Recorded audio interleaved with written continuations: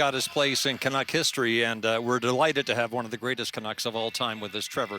Thanks ever so much for making the time for us tonight. We've tried before, and I think on one occasion you were surfing, on another occasion you were skiing somewhere. Yes. So the question is, and when we texted this week, you were in a mountainside ski lodge somewhere. So do you really need a house, or could you live outdoors?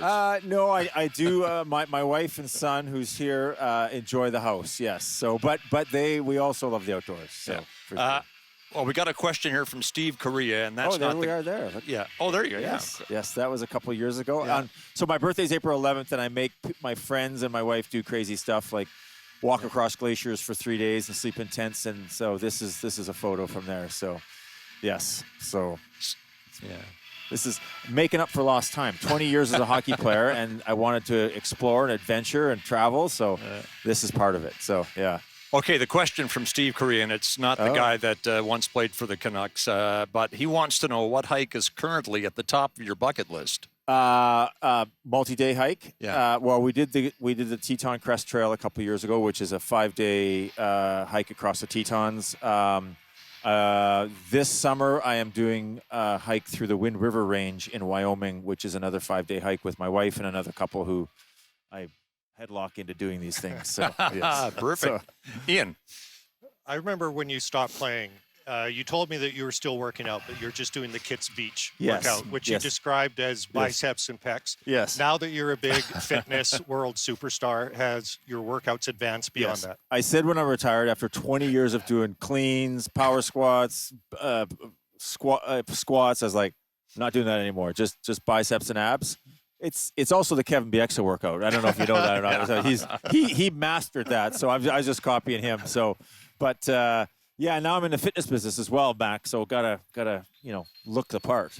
It sounds like life is still pretty good with the amount of travel. Does that fill the competitive void when you go around the world and do some of these hikes and cycles and things like that? Yeah, in 2008 when I retired, I really wanted to explore. I wanted to do things, and I wanted to live life. And it's crazy. It's been 18 years since I've retired, and making up for lost time. I've ridden my bike around the world. I've skied around the world, and done a ton of outdoor stuff. So I can say, as much as I loved my hockey career, but you realize it's a snapshot of life. It was a 20-year period of life, and I've had such an amazing time since I've retired. Obviously, welcoming Roman into our lives in 2017. He's 8 now, and just doing all the things I wasn't able to do when I played, which is pretty special. You spent the first half of your life adhering to an NHL schedule as a player, but when you retired, did you have a plan?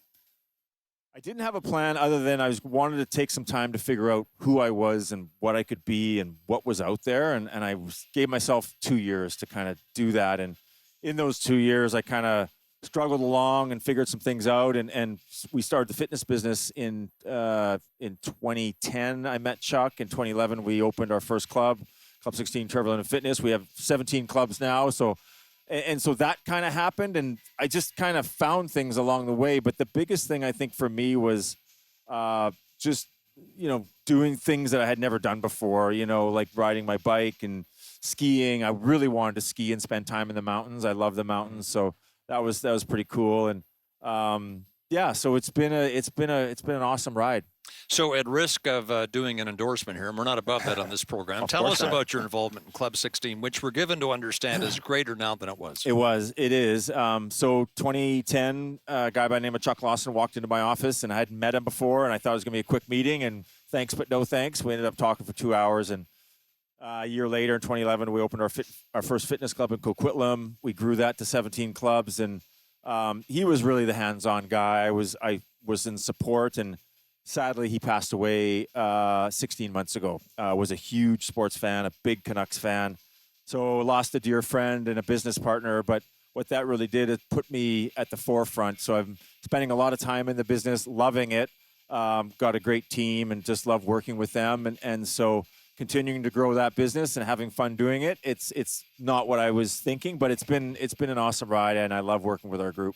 Your mental health advocacy, Ian. Yeah, it's obviously another passion of yours. You're an ambassador for the Canadian Men's Mental Health Association. Why is that so important to you? I joined the Canadian Men's Health Foundation in 2014, actually, the same year. Actually, we started the foundation with a noted urologist, world-renowned, and I was in Ottawa in June of 2014, just right after I took the job with the Canucks. And just, men's health is just something that I'm, interested in and championing on behalf of guys, because let's face it, dudes would rather talk about their golf score or what happened in the hockey game last night, and not about really what's going on with them. And I think through COVID, we really saw, the strain that can be put on us through mental health, obviously. And I think men in general are sometimes too proud, too stubborn, not taking care of themselves. So I know Kevin is a big advocate as well. He's been with the Canadian Men's Health Foundation for years as well. And, and I think that it dovetails so well with the fitness business with Club 16, in that, I'm a big believer that, getting out and moving your body is a great stress reliever and a great break from the world, if you will. So, I've enjoyed that involvement as well. Does any of that stem from your experiences as a player? Because we know that players struggle, and I think the NHL is trying to progress and get to the point where people within a team can talk about that. But I'm sure when you played, people didn't talk about that. Yeah, I mean, I think there's an old advocate in hockey: you suffer in silence, right? You don't talk about that stuff, and you certainly don't talk about things that the coach or management may think make you weak.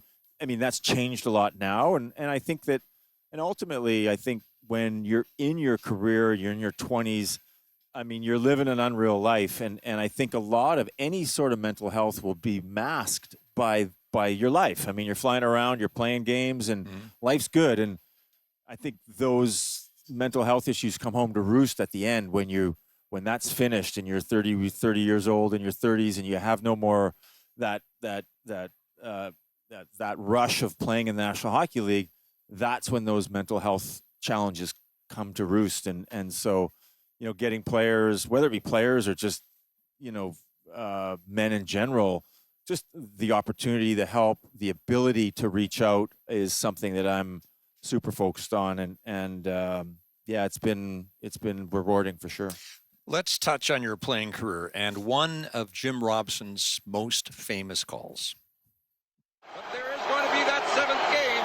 We'll hope they can patch Linden up and get him in that one. He will play. He'll play. He'll so play good. on crutches. He will play, and he'll play at Madison Square Garden on Tuesday night. The game is over. So 94 Game 6 Stanley Cup Finals. How many times have you heard that call or heard a reference to it in your 18 years in retirement? For me, it was such a, I love, Jim Robson, for me, growing up in the 70s in Medicine Hat. We didn't have the Flames. We didn't have the Oilers. So Jim Robson was my guy. I mean, he was the conduit to the National Hockey League. I listened to Jim and watched Jim, and passed away in February, sadly. Yeah, exactly. And he was such an amazing, humble person. And I always, when I saw him after I retired, I'd always see him and call him the Hall of Famer Jim Robson, and he hated that because he's like, don't talk like that, but such a humble guy, and it was just such an honor for me to be part of that call because it was such an iconic call, and just to be involved in it is really cool. And the one thing I loved about Jim was he was an amazing storyteller. I used to tell when he would get up at events, golf tournaments as such, and he could tell stories. It was just amazing how he would be able to tell them, and he was an awesome man. Later in life, when Jim was asked about some of his signature calls, of which yours was one, he said of yours, that was just silly. I mean, how was he going to play on crutches? But I mean, really, not so silly when you think that it was really probably a metaphor for all you'd gone through in that series, having to play from Game 4 on with cracked ribs. Yeah, I mean, but I think, the Stanley Cup playoffs are war, hockey players in general, every year is the same thing. And, Cliffy had a broken hand and Courtnall had a separated shoulder. Everyone's banged up. And so I was no different. But that's the world we live in. That was a great call by Jim for sure. Game 7. And you did play Game 7. And yes, scored not on crutches. Scored a couple goals, I recall. And some people thought it was the greatest game you ever played. I know you disagree with that. You thought you played better games. But how long did it take you to be able to look back on that fondly? Like, how long did it hurt? Yeah, I mean, I don't know that I do. You know, I people say, you know, I guess for me, the highlight of my career was probably beating Toronto in the conference finals. I mean, this was heartbreaking. It was hard. It was, you know, you realize, I think about Connor McDavid, you know, losing twice in the Stanley Cup finals and how devastating that is, you know, and I know what that was like. It's just, you just put so much out there and to come, and you realize just how empty that feeling is when you got nothing. You know what I mean? There's only one winner, and that's the sad part about it. So it's, yeah, it was a tough loss. Is it true you were so nervous that you overskated a stationary puck in the warm up? You know, it's amazing. I used to get so nervous before games, and I remember I skated out for Game 7 in Madison Square Garden because I'm thinking leading into that game, I'm thinking, well, I mean, 60 minutes. That's it. One game. We win tonight. We're the Stanley Cup champions, and to get that close, and so I skate out for warm up, and the puck was just sitting on the ice, and I whiffed it. I'm like, holy cow, this is gonna be a long night, man. So, but well, you still managed to score 2-3 days after you crawled to the bench. And just back to what you had to go through to finish that series, cracked ribs, torn cartilage. Cliff Ronning has been quoted as saying that you were an inspiration to the players because they could hear you down the hall screaming in agony as you were getting the needle to the ribs for the pain killing. Yeah. And then you'd come into the room like nothing happened. Yeah. Is that how you remember it? That was, yes. I mean, and it was the only way I could play. Like, it was just so, I'd do one shot before the game and then one shot after the second period. So to get me through the end of the game. So, yeah, I mean, it's you look back and, you know, and it happens today. Guys are doing whatever they can to win. And that's what's great about hockey. I'm, you know, obviously, you know, just where the game has gone and the commitment the guys have, and it's a great game. It's never been better. To one of the most often used words in hockey these days, culture. Ian. Yeah. And I'm sure you had different words for it when you played. I don't remember talking about culture, but we talk an awful lot about it now, and the Canucks are talking about it again as they do this rebuild. How important is that mix, that atmosphere, and why was that team special? What made the 94 team have such strong culture? You know, I think about that team, the 94 team, but I also look back to the building of that team as well. I mean, the 94 was kind of most memorable, but we didn't have a great season.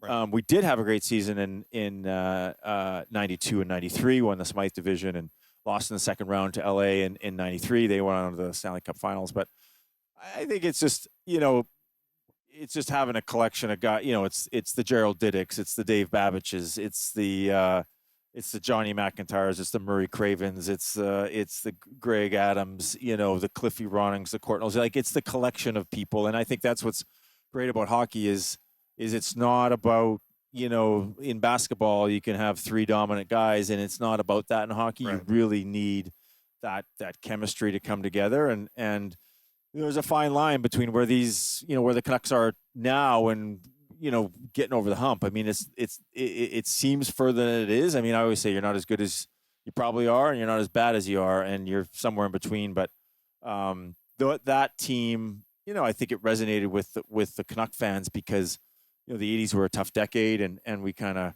you know, it was a fun group that kind of captured the imagination, and we built through the 90s and became relevant. We're not going to do an autopsy on your time as Canucks president of hockey operations 2014 to 2018. Let's not. Okay. But I will ask you, yeah, how do you look back on it?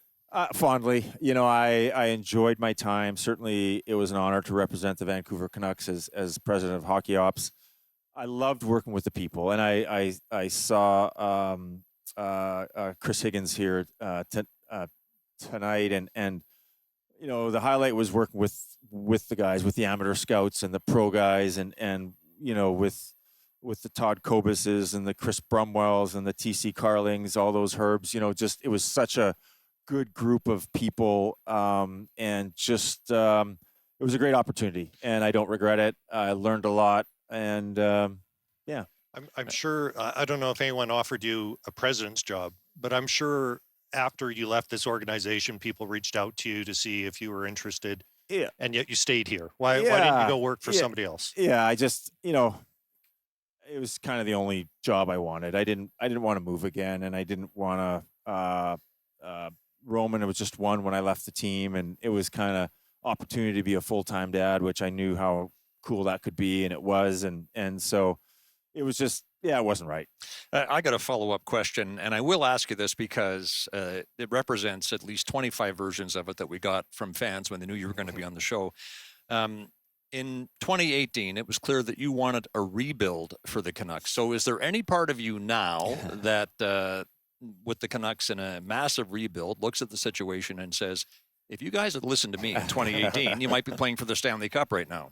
Well, it's I think in 2014 when I came in, I knew it was a tough spot to come into. There wasn't a lot to work with there. We had a great group of guys, Henrik, Daniel, Kevin, Alex Burrows, but it was they were on the back nine, if you will. And we've all been as athletes. And so it was a tough spot. And so my vision of how things would go was different than ownership or Jim, and so I was the odd man out. I got to say, I think the situation they're in today, I think Patrick is doing the right things. I think that it's a bit surprising given the history, but and there's no guarantee in this. We've seen Buffalo. They were in the Connor McDavid sweepstakes, and that was 13 years or 12 years ago, and it's nice to see them finally, doing what they're doing today. And there's no linear path to success. It happens in different ways. And, the Canucks, with that nucleus that was Demko and Hughes and Pettersson and Miller and that crew, that was supposed to, and then it kind of went sideways, and here we are today. Let's get to full-time fatherhood. Roman, his full name is Roman Matthias Linden, after Matthias Olin. Yes. So you guys were that close as friends and teammates? Yeah, there he is. That's Roman Matthias. And he wears number 2. He's a big stay-at-home defenseman. Well, a lot of people would wonder if, and clearly think that your son would follow one of the most famous hockey players in Canucks history into the game. So he plays? He does. He plays. He plays for fun. Matthias was one of those guys. He was a quiet leader, strong, and he was one of those guys that always looked at himself in the mirror after a tough loss or a tough stretch, and that's what I loved about Matthias. And he was good enough to room with me during the end of my career, and we hung out, and so I thought Matthias was a good name for our boy, and he's, although this guy's a little louder than Matthias. We never heard from Matthias. Yeah, certainly. Okay, there's a couple things I want to jam in here before you go, because we're almost out of time. First of all, let's go all the way back to your hometown of Medicine Hat. You played your first full season with the Tigers as a 16-year-old. You didn't turn 17 until April, just in time to win the Memorial Cup in May at the age of 17. Here we go. Leading the attack again. Number 17, Lindell. He gets it over Williams, right in, a shot, loose puck, they score! Trevor Linden's had a great start for the Tigers, 2 really important goals, and he's had a great game and a very good series for them so far. You came in here, you couldn't wipe the smile off your face. You're going to put it back on? Congratulations, Trevor Linden, the Citizen Player of the game, and let's go back to the ice surface. Wow. Wow. Yeah, wow was right. So that kid, he grew up in Medicine Hat, and watched the Tigers. Listened to Bob Ridley when I had Bob Ridley on the radio, and dream was to play for the Tigers. So to have that opportunity and to win the Memorial Cup, and win it the next year. Yeah. So it was very, very special, and from a kid from Medicine Hat, it was awesome. Okay, we're going to conclude with this. This is one of Brian Burke's go-to stories, and he has a few of them, as you know him. Burke never saw a story that he couldn't embellish. This one is about you. We've told it before, but it's certainly worth hearing again. I'm going to play the role of Brian Burke. This is when he was Canucks assistant GM, assistant to Pat Quinn, before they drafted you. And this, by the way, is actually a transcription of one of his recitations of the story. Okay, so I'm Brian Burke. So we invited 7 players for physical tests. Linden was one of them. The night before, he called me and said, Mr. Burke, my father said I had to call you and tell you I can't make it. Why not? I said. It's branding day at my uncle's ranch here in Medicine Hat, and I have to help him. Well, what's your job? Well, when the cattle come out of the pen, we grab them, hold them down, pin them, brand them, and cut their nuts off. Okay, then. You can skip the tests. And we never tested him. That's Berkey. So he tells that story with much more flair than that. But he sure does. You will confirm it's true. Yes. Parts of it are true. Yes, exactly. But love Brian Burke. Yes. All right, Trevor. Great to have you on the program. Really appreciate you taking the time for us. So that's Trevor Linden. One of the most beloved Canucks of all time, and for our purpose tonight, the most beloved part of the Canucks future. Marco Rossi will join us next.